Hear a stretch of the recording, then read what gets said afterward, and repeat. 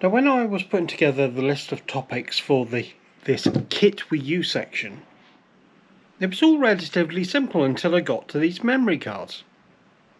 Everything you purchase has some sort of storage media capability on it, usually in the form of a memory card. It doesn't have to be a big one, it can be a small one that fits inside one of these adapters. But not everything had a memory card. For example, 360 camera, no memory card on it. iPhone, no memory card. iPad, no memory card. So the conversation quickly turned from, hang on, what are these memory cards for? What do they do? And are they different? For example, this audio one does have a memory card on it, but it doesn't need to be an all singing, all dancing super fast one, because all it's doing is recording audio. Whereas the cameras are, if they're running 4K and 5K, then they do need cards which are A, quick, and also quite large, because some of these file sizes are huge. For example, this camera runs in 4K, but the compression that this camera uses in order to get the media on the memory card in the first place is something called H264. The new GoPro 9, for example, had H264, but it also had H265, which is the new kiddie on the block, which creates a lesser file size. This one doesn't do that. So I then had issues. So I had to go back to school to learn all this stuff and to find out if I bought the right size memory cards in the first place. So by all means, come with me. I'm now going to have to split this memory card bit into two. First bit is what are they and how do they work and all the rest of it, and the other bit is how do we actually use them and get the media off them. Yeah. Here we go, and I've got my packed lunch ready. Okay, the first thing we need to do is look at the memory card itself. The top half is normally the manufacturer name. In this case it's SanDisk. Extreme is because of the information, how fast this card is in particular. For this, size doesn't matter. But the biggest number there is 256 gigabits. This is how much information you can actually store on that card, whether it be MP3 files, MP4 files, or whatever. For example, my works laptop has only got 250 gig on it anyway. Now when it comes to shooting video, I obviously need a card that can A, write quick enough, and B, read quick enough. Now below the 256 you'll see a U with a 3 in it. A U stands for ultra high speed. Now if you remember back in the older days when it came to memory cards, they were done in classes, so class 1, 2 all the way up to 10, then it stopped, then it went on to this ultra high speed, and you'll see ones, typically 3s, which is 4K, 5K, 6K, somewhere around about that. And then next to that you've got an A, which is for applications. So basically cards can go inside phones now, Android phone for example, and that application will need some application specific speeds. Talk about those later.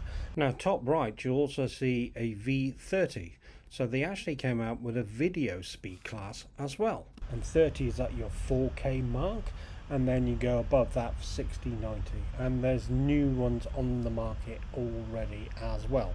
I'll talk about those briefly later. So let's show you this in a different way. So on the right hand 3 columns here you'll see speed classes, ultra high speed classes, and the video speed class. And then on the left hand side you'll see a column that ranges from 2 to 90 megabits per second. So this is the writing speed to the card. The quicker you can do that, the better. And so the first thing we need to talk about is the 2 older versions of HD. That would be 720p, the entry level. You'd have seen this on TVs as HD Ready, and then the newer version, which is 1080p, which is what most people use these days, aka full HD.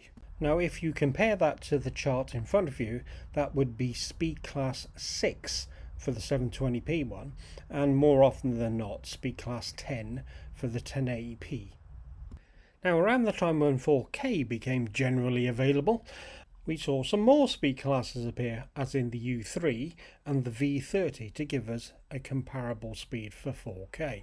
Now, in my GoPro 9, I've actually got a V30 U3 memory card anyway, and that has 5K at 25 frames a second, and I'm seeing no issues with that at all.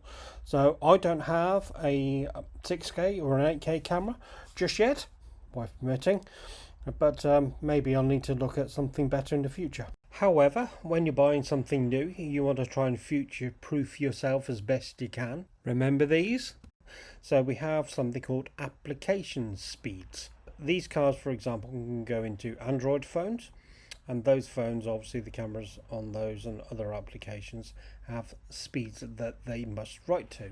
So my camera card is an A2, and the IOP speeds, as in the read-write speeds of that card, are double or more than double that of the A1 card. So it's as best as it can be, or as much as I'm willing to spend.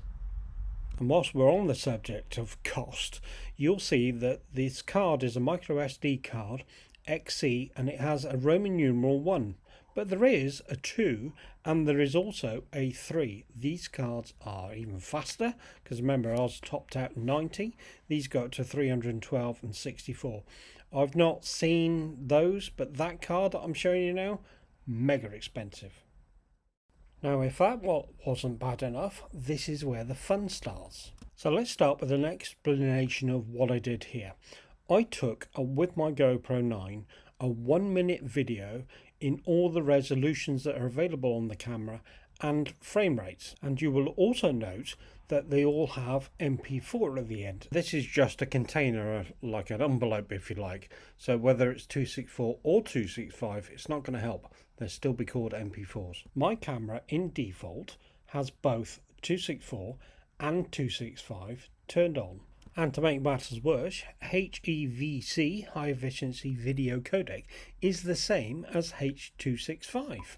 So in essence, there are two compression modes, 264 being the older one. 265 is the new one that also delivers you up to 8K, at this stage anyway, and it will also provide you with a better compression rate than that of 264, and it may also improve your video quality. So if the device that you intend to send your files to can use H265, then do. So what I did was to run them all again, exactly the same, but this time using the 265 codec. So I set the GoPro to that, and as you can see, the file sizes are nigh on identical. Now what I have done is added some color to this in terms of the frame rates that we were using. So I would say the lower rates would be the 25s and the 50s would be for your cinematic type rolls, and in yellow you'll see the high frame rates, which is very good for your slow motion. And then for overall 5K footage, there is only one, so that's the one that's in orange. Now what you'll also be able to see here is the introduction of my Canon camera. So this is the EOS 250D camera, but it only shoots in H264. It does not shoot in the new format. And what you'll see is the file sizes there are double that of the GoPro camera for the same resolution. And so clearly I need some more space in the Canon camera than I do in the GoPro. So the memory cards that I have in both these cameras need swapping around. I need to put the 128 in the GoPro and the 256 in the Canon. And so in conclusion, and looking forward, both the Sony and the Canon have come out with the latest cameras. Now these are not cheap, this is not your hobbyist camera, these are $4,000 type cameras. The first one is the Sony one here. It's a hybrid in terms of its memory cards. So you can see the new CF Express cards, which can also go in there, which hails the start of the next speed revolution. And a new card, obviously, and more cost, obviously. Now Canon also haven't sat on their laurels. There's their new camera. It's called the R5, but it has the ability for the CF card at the front and the normal SD card at the back. But this one also shoots 8K, whereas the Sony one doesn't. And so in conclusion, it's all about read-write speeds going forward. We're down at the 50 meg mark, bottom left-hand side of this slide. And if you go all the way to the right, you'll see the new CF Express cards.